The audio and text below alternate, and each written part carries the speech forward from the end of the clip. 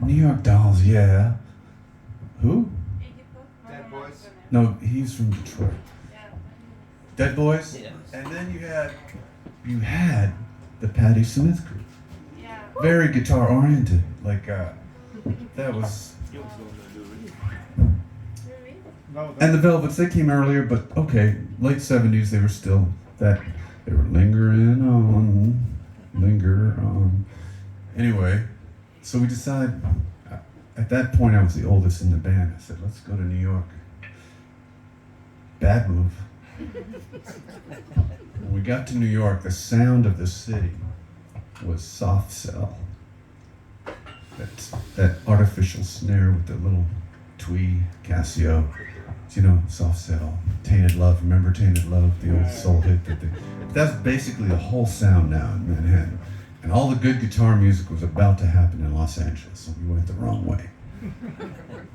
But we put in a year in the Lower East Side, and it was surrounded by burnt out buildings. We lived on the 5th floor. We paid $270 rent. We still had to split four ways. And when friends would visit, they'd be scared to fucking death to come down to where I lived. Taxis wouldn't even come down there. But you know, we had our leather jackets and shit, and we were like, we learned how to deal with the shit. And we let the Puerto Rican smack dealership count their money in our apartment, so we were kind of protected. There were two brands of smack at the time. There was the Toilet and Black Mark, and they had little labels on their packets. And they would lower it down from a bucket from a burned out building, and then take your money back up. They had it sewed up. This is on the corner. Oh, what's all that? Did I ask for this? Are you sure that was me? So what's this one? Aqualite. Oh yeah, okay. So in Denmark, there's something similar in the north. I should run a Alberg, right? Yep. Yeah, it's the water of life. If you will. But it's kind of like what Clint Eastwood said in The Outlaw Josie Wales. When a guy said it's a living, he goes, dying ain't much of a living.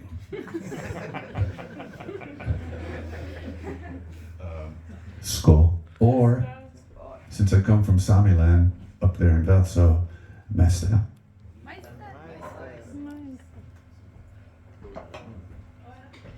Yeah, that's good. That tastes like more.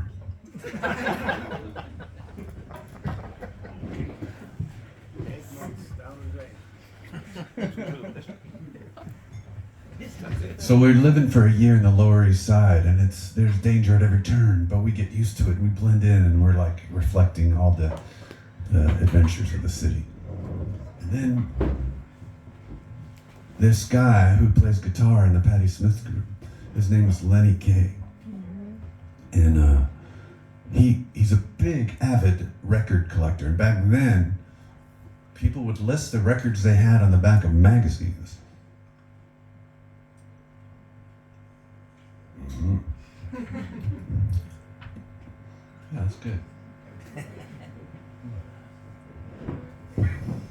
And so, apparently Lenny had ordered a 45, I don't remember what it was, from a fella in Tucson, back in Tucson. And the fella in Tucson thought it would be fun if he would send us the record in New York and have us hand deliver it to Lenny instead of send it directly to Lenny, in hopes that we would give him like a tape of our music. You know, we didn't have any albums out yet. It was 1981. And so I'm shy. I've grown out of it somewhat in the last 10 years, but for the most part, the idea of taking the record up to this guy was like painful. So there I was on a Friday night thinking I gotta get up there and I gotta deliver the record. And I decided, yeah, I'm gonna put it off because I love to put things off. And I'm coming back home, and I'm going home, and a voice in my head tells me, and I'm sure you get these voices in your head too, right? Telling you what to do. You don't listen to it. Do you listen to that voice? Or is it too many voices in your head? Usually there's one clear one. This one told me if I walked between these two cars on the way home, something bad was gonna happen. I didn't have time to question the little voice. Because with the little voice, there's always this cello playing in my head. Like, in the city anyways, the cello of the city. So instead I just appease the little voice and I go around and I walk in between two other cars and the voice says, now something almost will happen. And within the next block, I'm walking down our very dark block in an area where nobody goes down, not even the taxis. And then I look over and there's this kid, this teenager, and he's following me in the shadow. And I go, hey, what's up? And he pulls out his knife and he goes, you got any money? And I go, would I be living down here if I had any money? And then I see there's a friend, and then I see there's another friend. There's three of them with knives. And I'm like, okay, I've got my knife-proof leather jacket on. Just, the trick is never to let them get close enough to your neck or your belly, but if you have the leather jacket, you're cool. Anyway, and I was 24, so I felt pretty invincible. And I said, hey, Roberto said nothing's gonna happen to us on this street. They go, I don't know Roberto. Well, they said, actually the quote was, we don't know no Roberto. That let me know that, okay, if I get down to where all the heroin dealers were, I'm safe. It was turning into a Lou Reed song. All of his songs are true. So I fought him off for a little while. I mean, it was more like dance choreography. It was pretty cute, really. And then I realized I had Lenny's record I was supposed to deliver, and I had dropped it dealing with these guys. And the little voice came in my head and goes, by the way, for every more minute you're here, the odds are rapidly decreasing you will emerge without a scratch. So I listened to the little voice again, and I did we have this Indian nation where I live in Tucson called Tohono O'odham. But at the time, they were called the Papago. And they had a kind of music that is now correctly called Waiala. But at the time, it was called Papago Chicken Scratch. And in Papago Chicken Scratch, there's always this shout, this Howe. So I gave these kids with the knives a Papago Chicken Scratch shout. And they all jumped back. And that was my time to pick up Lenny's record and run the fuck down to the end of the street where I knew Roberto's people wouldn't let any shit happen to us. And I got about 100, I heard one set of footsteps behind me, and I got about 100 feet from my door, and I stopped. And then I just walked kind of slow with a swagger. And I heard the guy behind me stop too. He was confused. And I got in front of my doorway, and I looked over, and he was just standing there all confused. And you know, the sellers were there. Sellers really didn't give a fuck who I was. They weren't going to defend. They were going to defend their own customers. They wanted the money instead of the muggers. And I gave the guy the finger as, you got to do it. You got to give the guy the finger in cases like that. And then I went in the building and I ran up the stairs and I tried to get my guys to come down and let's go get them and all that shit. But they were too high or too lazy or they weren't into it. The next day, I finally take that fucking record up to this guy's address, way the hell uptown, 666 West River Road, and I meet this Lenny K guy. And I give him the record, here's a tape. I don't even know if I gave him the tape, it just was so painful. It was more painful than being surrounded by the three guys with knives. Anyway, so that was about it. But Lenny K was up there at the Vadso Festival. And now we're brothers. I had to assemble a band together. Oh, are you clapping because the story actually had an ending? I would too, I think. So I had to assemble, this is the beauty of this festival. So they invite 20 artists up, and they give you a few days. You get there on a Sunday, they give you a few days, and the first performance is on a Thursday, and they'll have it on Friday and Saturday too, and then today's Sunday, we all leave. So you have like 3 days to deal with the jet lag, and to meet somebody in that artist grouping and see if they want to make music with you. It's not for the shy.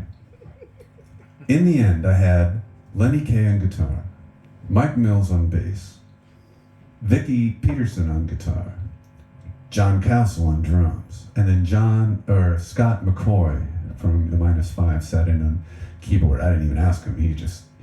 He survived a stroke last year, and he's really doing well, and he's a beautiful guy and an amazing rocker. So it's a pretty fucking good band. We had one rehearsal, just spit out like, I don't know, 5 or 6 songs, and then that was it. Somehow they all loved what the fuck I did, or really what they liked was what I didn't do. And what I don't do is prepare. I just eliminate all the shit that might get in the way. And the rest is up to everyone involved. And we had the best time in the set. It was so great. And in the end, me and Lenny became brothers. And the guy is 70. He's 10 years older than me. I'm 67. He's 77. And he was rocking like he was maybe 47. And he kept saying all week long, he said, if they play White Wedding, I'm going to go dancing. And somebody played White Wedding at the after party, and he was dancing like he was 27. Really something to behold. If you ever get a chance to still catch them live with Patti Smith, they're still playing together. Since 1971. Okay, any questions?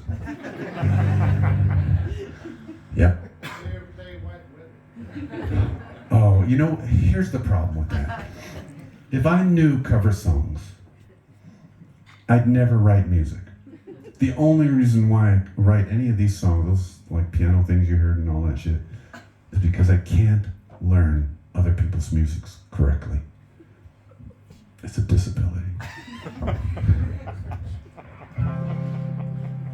Okay, so, but here, out of this, our set of music, I don't know why, but Mike and then Lenny came up to me separately the next day and kept telling me this song stayed in their head that we played. And this was a little throwaway song I came up with. It's a little song you write after a pandemic. When you realize your old life is dead and gone. You're not living your old life anymore. Did anybody need a beer now? No. You had your chance. Okay. We're almost done here. You okay?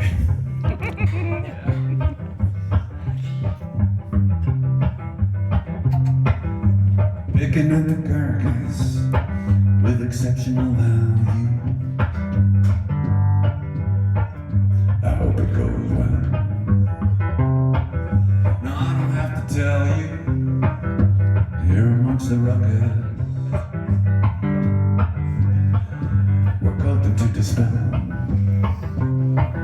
your old mind. Steady now.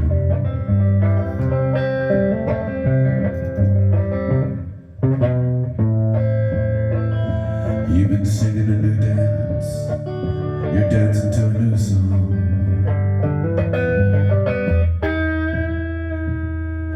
Picking at the carcass with exceptional value. A gift. I hope it goes well.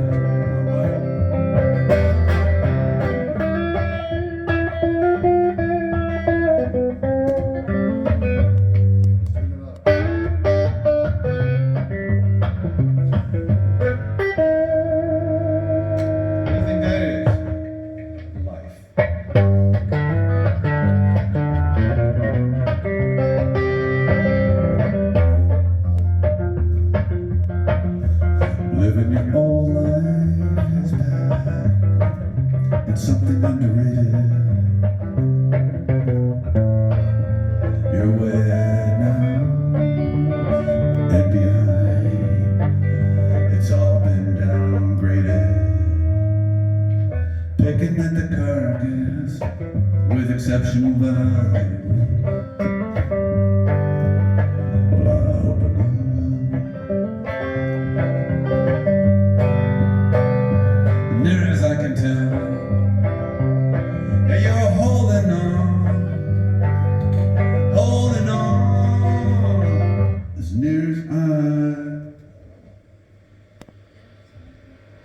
can tell